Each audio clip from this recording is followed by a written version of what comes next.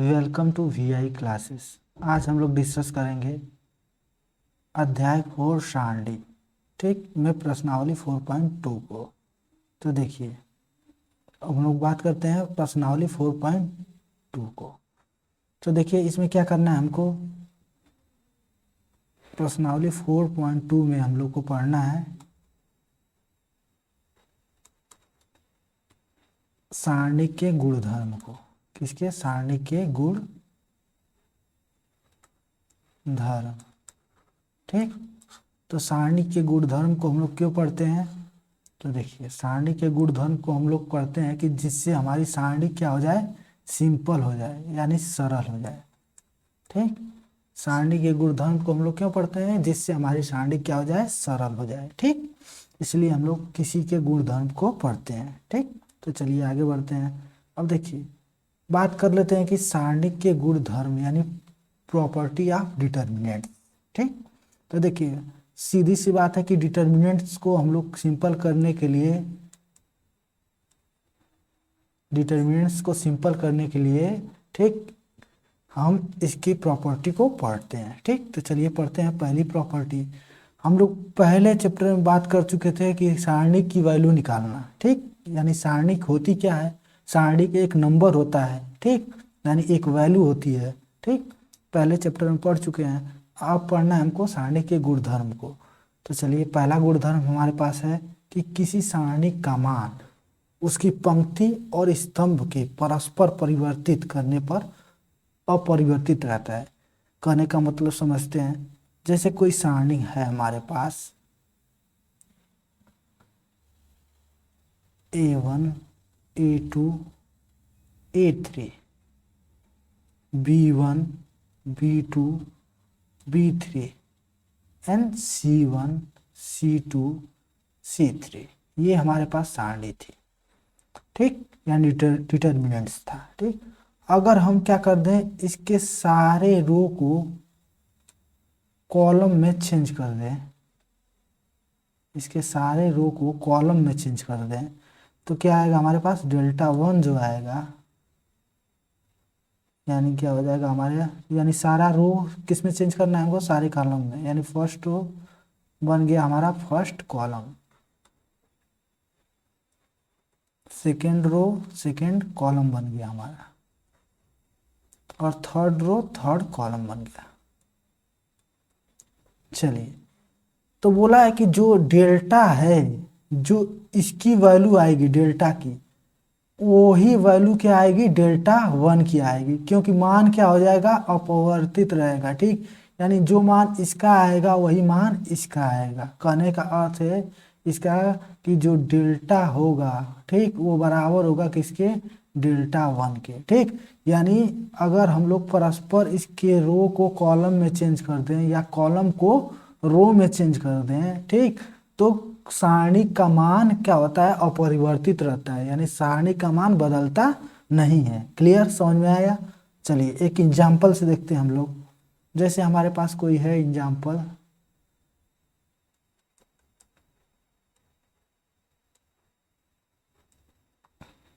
तो देखिए कोई एग्जाम्पल से देख लेते हैं हम लोग। कोई डेल्टा हमारे पास था 2 -3 और 5। ठीक, उसके बाद 6 0 4। ठीक, और उसके बाद कितना है? 1 5 और माइनस के 7। ये था हमारे पास डेल्टा की वैल्यू। ठीक, तो अगर हम लोग इसको एक्सप्लेन कर दें रो 1 के अनुसार, ठीक, रो 1 के अनुसार हम लोग क्या करते हैं? इसको एक्सप्लेन करते हैं। ठीक, यानी प्रसारण करते हैं। ठीक, तो चलिए करिए। तो कितना आ जाएगा हमारे पास? 2 गुणे कितना हो जाएगा? 0 -7 गुणे 0 कितना हो जाएगा? 0, और माइनस का 20 हो जाएगा, 5 के 20। ठीक है, -3, और ऑलरेडी माइनस होता है तो कितना हो जाएगा? +3, और ब्रैकेट में हो जाएगा कितना? 7 गुणे 6, 7 6 42, -42 हो जाएगा, और माइनस का कितना हो जाएगा यहाँ पे? -4। ठीक, आगे बढ़िए, फिर कितना आ जाएगा? +5, और ये हो जाएगा कितना 5 छक 30 और माइनस का 0। ठीक, चलिए आगे देखते हैं हम लोग क्या आ जाएगा हमारे पास। तो कितना हो जाएगा माइनस का 40 और माइनस का ये हो जाएगा 46 गुणे कितना हो जाएगा हमारे पास। तो ये हो जाएगा आपका 46 गुणे 46 गुणे 3 कितना करिए तो 36 18 1 4 3 12 और 12 1 13 हो जाएगा। ठीक, 138। ठीक, और ये हो जाएगा 5 3 15 150। चलिए अब करिए इसमें।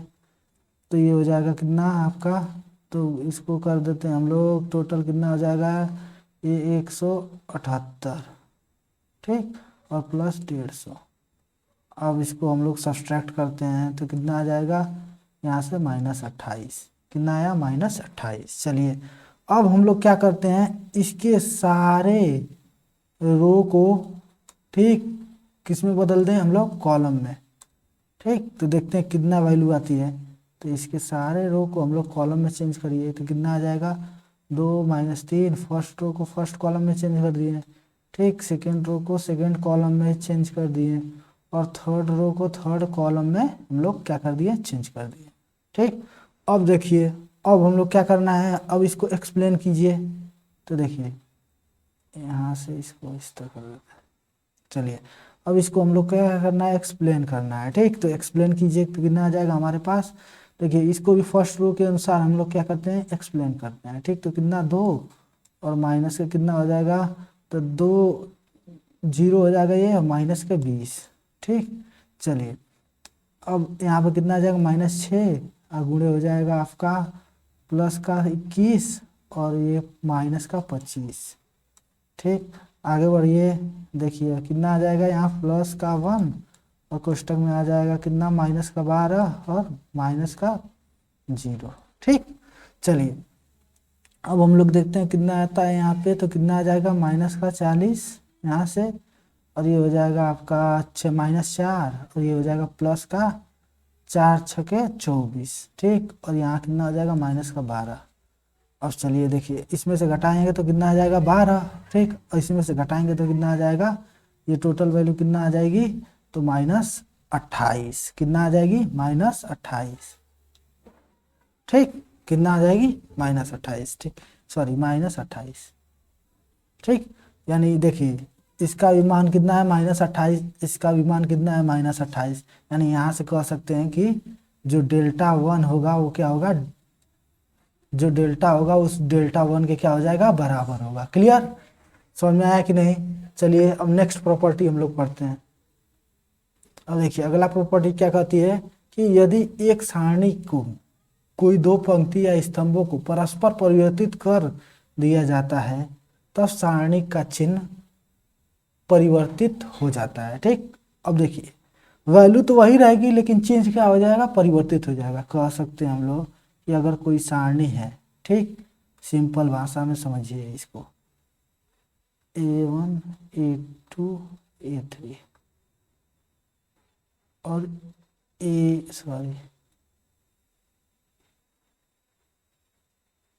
हो गया B1 B2 and B3, C1 C2 and C3।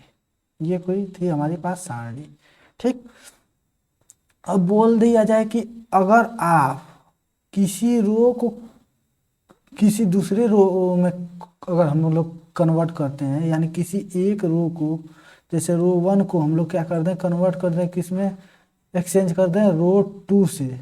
ठीक, रो 1 को अगर हम लोग कन्वर्ट कर दें किस में, रो 2 से, तो जो सारणी की वैल्यू होगी वो तो सेम रहेगी लेकिन जो मान होगा वो क्या हो जाएगा, निगेटिव हो जाएगा। यानी साइन जो होगी हमारे पास निगेटिव आएगी। ठीक, यानी यहाँ आ जाएगा माइनस का B1 B2 B3 और A1 A2 A3 and C1 C2 C3। अब समझते हैं हम लोग एग्जाम्पल से, यानी कह सकते हैं कि जो डेल्टा होगा वो बराबर होगा किसके, -Δ1 के। क्लियर, समझ में आया कि नहीं। यानी अगर देखिए सारे रो को सारे कॉलम में चेंज कर दीजिए तो क्या हो जाएगा, चिन्ह अपरिवर्तित रहेगा। ठीक, समझ में आया कि नहीं? यानी जो वैल्यू होगी अपरिवर्तित रहेगी। लेकिन यदि आप एक रो को, ठीक, एक रो को दूसरे रो में क्या करते हैं, कन्वर्ट करते हैं, या परस्पर क्या करते हैं, उसको अपरिवर्तित करते हैं, ठीक, तो क्या हो जाएगा, चिन्ह में परिवर्तन हो जाएगा। ठीक, चिन्ह में क्या हो जाएगा, परिवर्तन हो जाएगा। ठीक, तो देखिए, यानी वैल्यू तो सेम रहेगी लेकिन चिन्ह क्या हो जाएगा, बदल जाएगा। यदि हम यहीं पे क्या कर दें, अगर और यहीं पे हम लोग कर दें डेल्टा टू को, टू लाते हैं, ठीक, यानी कर दिया जाए कि रो 1 को किस में चेंज कर दें, रो 3 में। ठीक, अब देखिए यहाँ पे जो प्रोसेस हो जाएगा क्या आएगा, माइनस, तो ये ऑलरेडी माइनस लगा है। ठीक, तो ये क्या हो जाएगा, अब प्लस हो जाएगा। ठीक, यानी क्या हो जाएगा यहाँ पे C1 C2 C3, और यहाँ पे हो जाएगा A1 A2 A3 ही रहेगा, और यहाँ पे हो जाएगा B1 B2 B3। ठीक, अगेन इस प्रोसेस में अगर लगा देते हैं, फिर चेंज करते हैं, इंटरचेंज करते हैं, ठीक, फिर इंटरचेंज करेंगे तो यहाँ पे क्या आ जाएगा, माइनस, और ये माइनस क्या हो जाएगा, प्लस हो जाएगा। ठीक, यानी ऑलरेडी माइनस था, इसमें ऑलरेडी माइनस था, और माइनस आएगा चेंज करने से, तो ये क्या हो जाएगा, यहाँ पे प्लस आ जाएगा। ठीक, समझ में आया कि नहीं? तो इसी तरह क्या हो जाएगा, चेंज होता रहेगा। ठीक, तो चलिए देखते हैं एग्जाम्पल, समझते हैं इसको। अब देखिए एग्जाम्पल से समझते हैं हम लोग। जैसे हमारे पास वही क्वेश्चन है कि कोई डेल्टा है, ठीक, दिया है कितना, 2 -3 5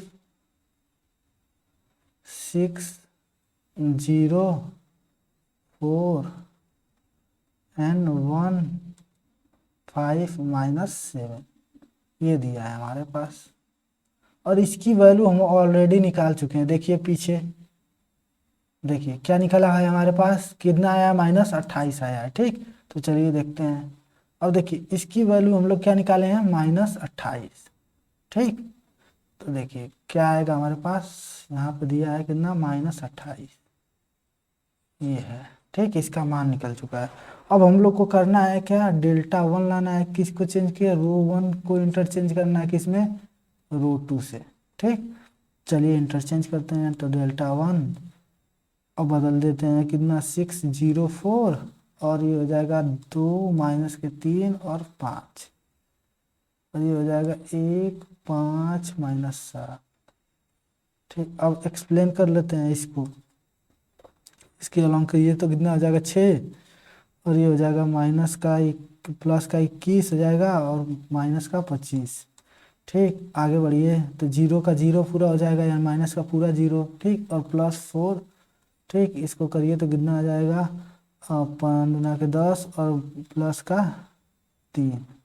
ठीक, और चलिए करिए कितना आ जाएगा हमारे पास, तो ये कितना हो जाएगा आपका, -3 आएगा यहाँ से, सॉरी -4, और -4 6 का गुणा कीजिए तो कितना हो जाएगा, -6 चौके 24। ठीक, माइनस का 24। ठीक, आगे बढ़िए, +4। ठीक, और ये हो जाएगा कितना, 13। ठीक, 13 13 चौके 52। ठीक, यानी 13 चौके कितना आ जाएगा, 52। चलिए कितना आ गया यहाँ पे, 52। ठीक, और सब्सट्रैक्ट कीजिए इसको तो कितना आ जाएगा, तो 12 में से 4 जाएगा तो कितना, 8, और ये हो जाएगा आपका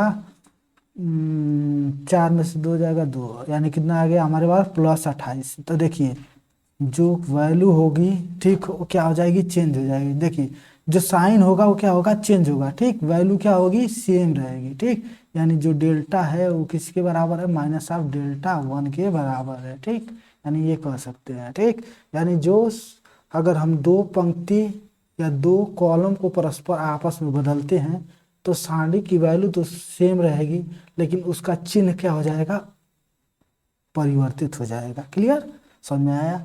चलिए नेक्स्ट क्वेश्चन वो करते हैं हम लोग आगे। अब देखिए तीसरा गुणधर्म क्या बोलता है हमारे पास, यदि एक सारणी की कोई दो पंक्ति या स्तंभ समान है तो सारणी का मान क्या होता है, 0 होता है। ठीक, समझिए बात को। अगर हमारे पास सारणी डेल्टा इक्वल टू दिया है,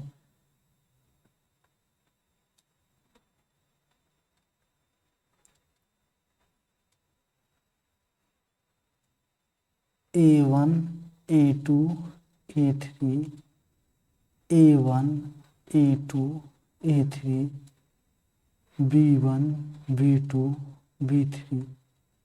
ठीक, तो इस देखिए दो रो क्या दे दिया उसने, समान दे दिया। ठीक, यानी दो रो इसने क्या किया है, समान दिया है, तो इस सारणी का मान क्या हो जाएगा, शून्य हो जाएगा। कहने का अर्थ यही है। ठीक, यदि किसी सारणी के दो पंक्ति या दो स्तंभ समान हो तो उसका मान क्या हो जाएगा, शून्य हो जाएगा। अब हम लोग इसको क्या करते हैं एक एग्जाम्पल लेके। तो देखिए डेल्टा कोई दिया है हमारे पास, एग्जाम्पल हो जाएगा 1 2 3 1 2 3 एंड 4 5 6, ये हमारे पास एग्जाम्पल है कोई। ठीक, और इसमें दे दिया है दो रो अगर समान हैं। ठीक, तो हमारे पास वैल्यू क्या आनी चाहिए, डिटर्मिनेंट्स की 0 आनी चाहिए। तो करते हैं, देखते हैं 0 आता है कि नहीं। तो फर्स्ट रो के अनुलांग क्या करते हैं, एक्सप्लेन करते हैं, यानी हम लोग प्रश्न करेंगे। तो कितना आ जाएगा, 6 दूना के 12 और माइनस का 15। ठीक, उसके बाद कितना, -2, उसके बाद हो जाएगा +6 और माइनस का 12। चलिए आगे बढ़िए, फिर क्या तीसरा लेते हैं, तो 3 प्लस का 3 और ये हो जाएगा आपका 5 और 4 दूना के 8। और देखिए कितना आएगा हमारे पास, तो देखिए कितना, -3, ये हो जाएगा -12 और सॉरी +12। ठीक, क्योंकि -6 आएगा तो -6 का -2 में गुणा हो जाएगा तो कितना, +12। और यहाँ कितना हो जाएगा, -3, ये हो जाएगा आपका -9। ठीक, -9। अब देखिए कितना आ जाएगा, +12 -12। ठीक, यानी कितना आ जाएगा हमारे पास, 0। कितनी वैल्यू आई, यानी यदि किसी सारणी के दो पंक्ति रो या कॉलम अगर समान हैं तो उस सारणी का मान क्या होगा, शून्य होगा। ठीक, चलिए नेक्स्ट प्रॉपर्टी पढ़ते हैं हम लोग।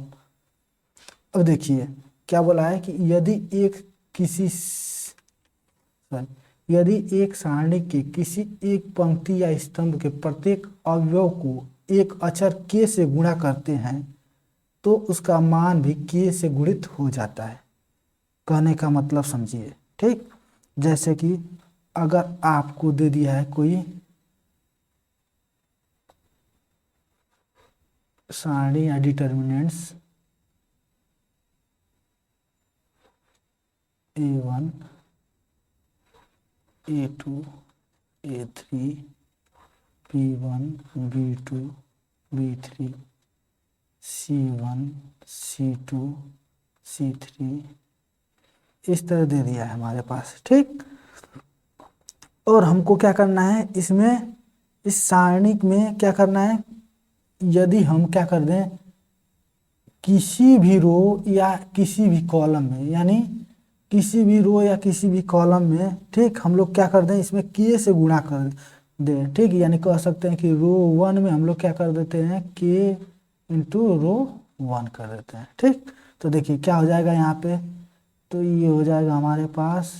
तो देखिए यहाँ इसमें मान लीजिए इस सारणी में क्या करते हैं हम लोग, तो देखिए इसके रो 1 ही में गुणा हो जाएगा। ठीक, यानी k का गुणा अगर करते हैं किसी भी सारणी में तो उसका गुणा सिर्फ रो 1 में होगा या सिर्फ रो 2 में होगा या सिर्फ रो 3 में होगा या रो कॉलम 1 में होगा, नहीं तो कॉलम 2 में होगा, नहीं तो कॉलम 3 में होगा। ठीक, सारे में नहीं होगा। ठीक, केवल एक रो या एक कॉलम में हो सकता है। ठीक, क्योंकि देखिए मैट्रिक्स में जब गुणा करते थे हम लोग तो क्या करते थे, जैसे कि अगर हम लोग क्या कर दिया जाए, देखिए अगर हम लोग क्या किया जाए कि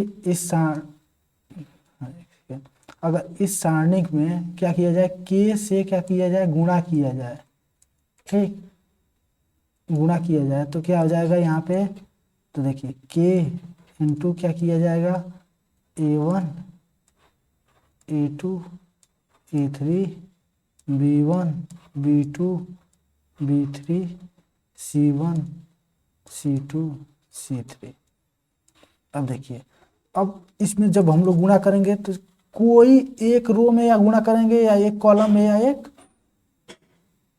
ठीक, अब देखिए एक रो में गुणा करते हैं तो KA1 KA2 KA3, ठीक, B1 B2 B3 C1 C2 C3। देखिए अगर यही था मैट्रिक्स होती, ठीक, अगर हम लोग क्या करते हैं मैट्रिक्स था, जैसे कि अगर यही मैट्रिक्स होती 1 2 3 4 5 6 और इसमें अगर के का गुणा किया जाए तो सारे में क्या, सारे एलिमेंट में होता था ना, ठीक, सारे एलिमेंट में यहाँ पे के का क्या होता था, गुणा होता था, ठीक।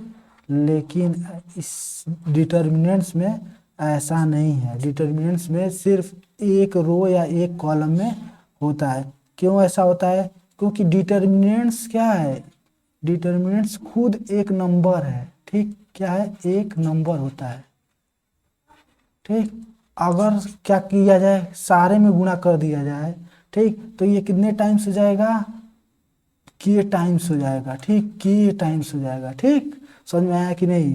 तो इसलिए हम लोग क्या करते हैं, इसके एक रो या एक कॉलम में क्या करते हैं, गुणा करते हैं। चलिए आगे बढ़ते हैं, देखिए आगे। और देखिए जैसे कि अगर कोई दिया है, अगर हम लोग निकालते भी है ना जैसे कॉमन, तो देखिए इसमें से भी कॉमन निकाल भी सकते हैं, इसको इस तरह लिख सकते हैं, के कॉमन कर लिए, ठीक, इसमें से निकाल लिए और यहाँ पे सेम इस तरह लिख दिए कि A1 A2 A3 B1 B2 B3 and C1 C2 C3, ठीक, इससे निकाल भी सकते हैं, ठीक। चलिए एक क्वेश्चन करके देखते हैं हम लोग। तो आपके क्वेश्चन है आपके पास कि अगर ए कोई डिटर्मिनेंट्स है, क्या है, डिटर्मिनेंट्स ए दिया है हमारे पास, कितना 2 4 3 3 6 2 एंड 4 8 5, ठीक, 4 8 5। क्लियर, समझ में आया कि नहीं। अब देखिए, अब यहाँ पे हम लोग देखिए, तो देखिए इसमें देखिए, ये देखिए, इसको देखिए और इसको देखिए, ये 2 का खुद मल्टीपल है, देखिए क्या होता है इसमें 2 3 4, यहाँ से क्या कर सकते हैं 2 इंटू 2 2 इंटू 3 एंड 2 इंटू 4। अब इसको क्या लिख सकते हैं हम लोग 3 2 5। अब इस कॉलम में से क्या निकाल सकते हैं हम लोग, 2 को बाहर निकाल सकते हैं, यानी कितना हो जाएगा 2 3 4, 2 3 4 आ जाएगा यहाँ पे, और ये कितना हो जाएगा 3 2 5। अब देखिए जब दो कॉलम क्या है, सेम है, तो इसकी वैल्यू कितना आ जाएगी, 0 आ जाएगी, ठीक, यानी ये कितना आ जाएगा, इसका मान डेल्टा ए का मान कितना आ जाएगा, सॉरी डिटर्मिनेंट्स ऑफ ए का मान कितना आ जाएगा, 0 आ जाएगा, ठीक। यानी इसका यूज करके हम लोग क्या करेंगे, जो प्रीवियस प्रॉपर्टी हमारी प्रॉपर्टी नंबर 3 है, ठीक, कि अगर दो पंक्ति या दो कॉलम क्या हो, समान हो, तो क्या हो जाएगा, मैट्रिक्स का मान 0 आ जाएगा, उस प्रॉपर्टी को हम लोग यूज करेंगे, ठीक। इसमें एक और चीज है, देख लीजिए।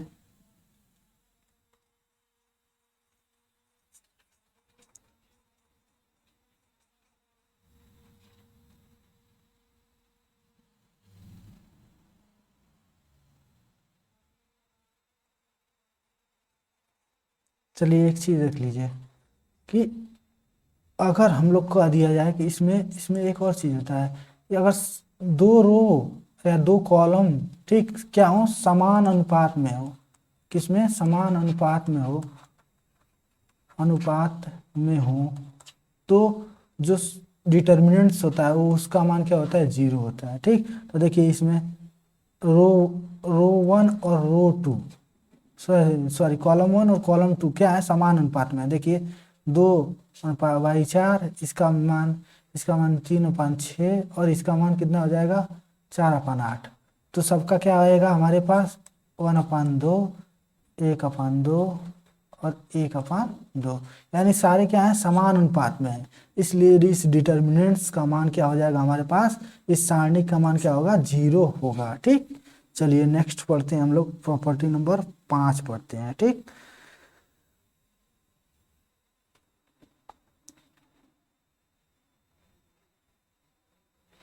अब देखिए प्रॉपर्टी नंबर 5 क्या कहता है, ठीक कि देखिए क्या बोलता है कि यदि एक सारणी की एक पंक्ति या स्तंभ में कुछ या सभी अवयव दो या अधिक पदों के योगफल के रूप में व्यक्त हों तो सारणी को दो या अधिक सारणी के योगफल के रूप में व्यक्त किया जा सकता है।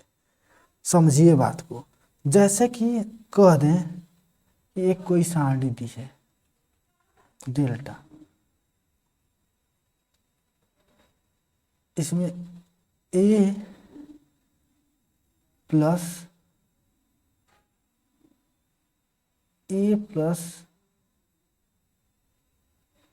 थीटा दिया है, थीटा 1, बी प्लस थीटा 2 और सी प्लस थीटा 3 दिया है, ठीक।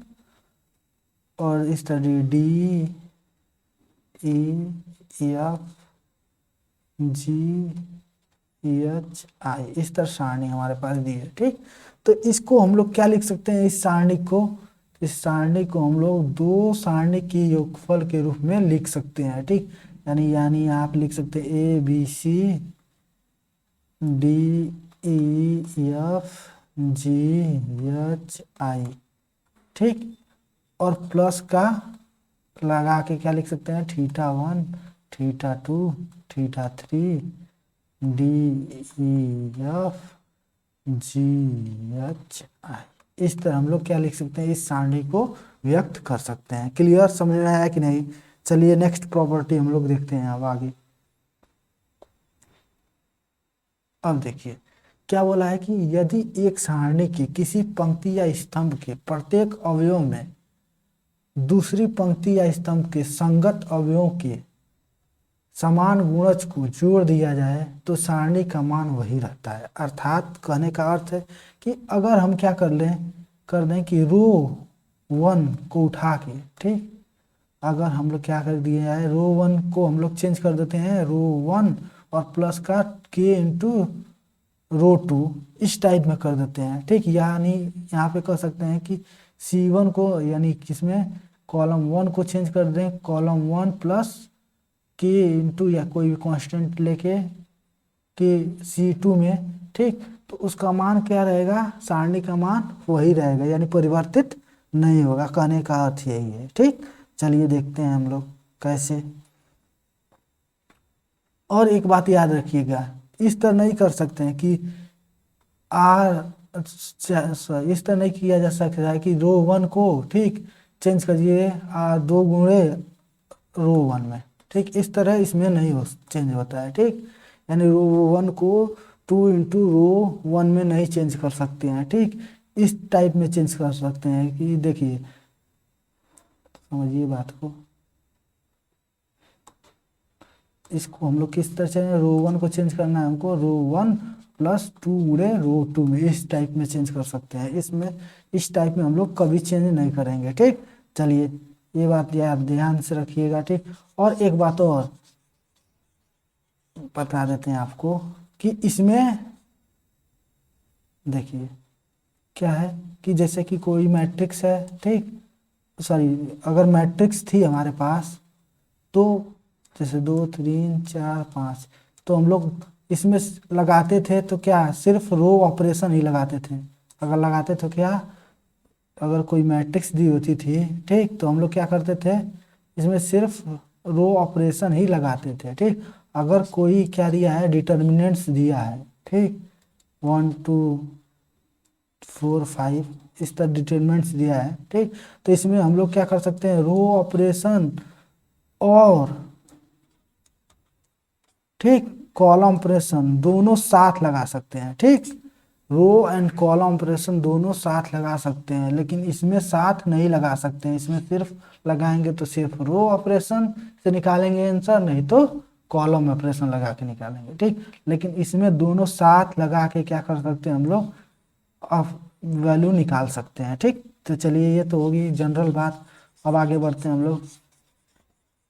अब देखिए